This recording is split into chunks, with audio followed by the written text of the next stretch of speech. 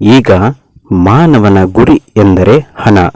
ಹಣಕ್ಕಾಗಿ ವಿದ್ಯೆ, ಹಣಕ್ಕಾಗಿ ಅಧಿಕಾರ, ಹಣಕ್ಕಾಗಿ ಕೀರ್ತಿ, ಹಣಕ್ಕಾಗಿ ಉದ್ಯೋಗ, ಹಣಕ್ಕಾಗಿ ಏನು ಬೇಕಾದರೂ ಮಾನವನು ಮಾಡಿಯಾನು. ಎಲ್ಲ ವೃತ್ತಿಗಳು ಹಣವನ್ನೇ ಗುರಿಯನ್ನಾಗಿ ಇಟ್ಟುಕೊಂಡಿರುತ್ತವೆ. ಒಟ್ಟಿನಲ್ಲಿ ಮಾನವನ ಜೀವನವೆಲ್ಲವೂ ಹಣಕ್ಕಾಗಿಯೇ ಎಂದರೂ ತಪ್ಪಾಗದು. ಆದ್ದರಿಂದಲೇ ಹಣವೆಂದರೆ ಹೆಣವು ಬಾಯಿ ಬಿಡುತ್ತೆ ಎಂಬ ಗಾದೆಯು ಹೊರಟಿದೆ. ಈ ಹಣಕ್ಕೆ ಇತಿಮಿತಿ ಯಾವುದು?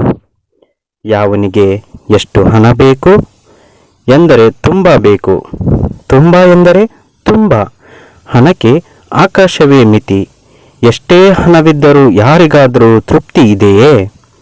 ತೃಪ್ತಿ ಆ ಶಬ್ದವೇ ಅವರಿಗೆ ಗೊತ್ತಿಲ್ಲ.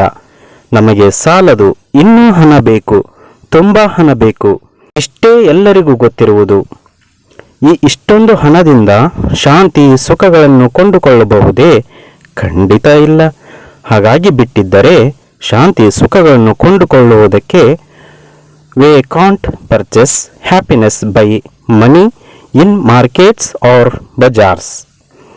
ಇನ್ನು ಕೆಲವು ಶ್ರೀಮಂತರಂತೂ ಕೋಟ್ಯಾಧಿಪತಿಗಳಾಗಿದ್ದರೂ ನಮ್ಮಲ್ಲಿ ಬೇಕಾದಷ್ಟು ಹಣವೇನೋ ಇದೆ, ಆದರೆ ಮನಸ್ಸಿಗೆ ಶಾಂತಿ ಸುಖಗಳು ಮಾತ್ರ ಸ್ವಲ್ಪವೂ ಇಲ್ಲ ಎಂದು ಗೊಣಗಾಡುವುದನ್ನು ನಾವು ಲೋಕದಲ್ಲಿ ಕಾಣುತ್ತೇವಲ್ಲವೇ?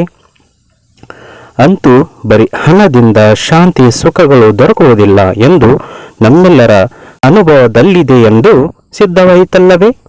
ನಮಗೆ ಬೇಕಾದದ್ದು ಶಾಂತಿ ಹಾಗೂ ಸುಖಗಳು ಎಂದಾದರೆ ಅದಕ್ಕಾಗಿ ಪ್ರಯತ್ನ ಮಾಡಬೇಕಲ್ಲವೇ?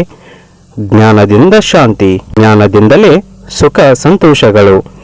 ಸುಖ ಸ್ವರೂಪವನ್ನು ಶಾಂತನಿಧಿಯೂ ಆದ ಶ್ರೀಕೃಷ್ಣನು ಶಾಂತಿಗೆ ಸಾಧನವನ್ನು ಗೀತೆಯಲ್ಲಿ ಹೀಗೆ ಸರಳವಾಗಿ ಹೇಳಿದ್ದಾನೆ. ಶ್ರದ್ಧಾವಾನ್ ಲಭ್ಯತೆ ಜ್ಞಾನಂ ತತ್ಪರಃ ಸಂಯತೇಂದ್ರಿಯಃ ಜ್ಞಾನಂ ಲಗ್ನ ಪರಾಂ ಶಾಂತಿಂ ಅಚಿರೇನಾದಿ ದಿಗ್ಗಚ್ಚತಿ.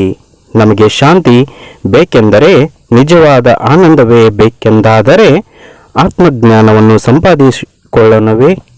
ಆಧ್ಯಾತ್ಮ ಸಾಧಕರಾಗಿ ಗೀತಾ ಸಂದೇಶವನ್ನು ಮತ್ತೆ ಮತ್ತೆ ಮೆಲುಕು ಹಾಕೋಣವೇ? ಜ್ಞಾನದಿಂದಲೇ ಶಾಂತಿ.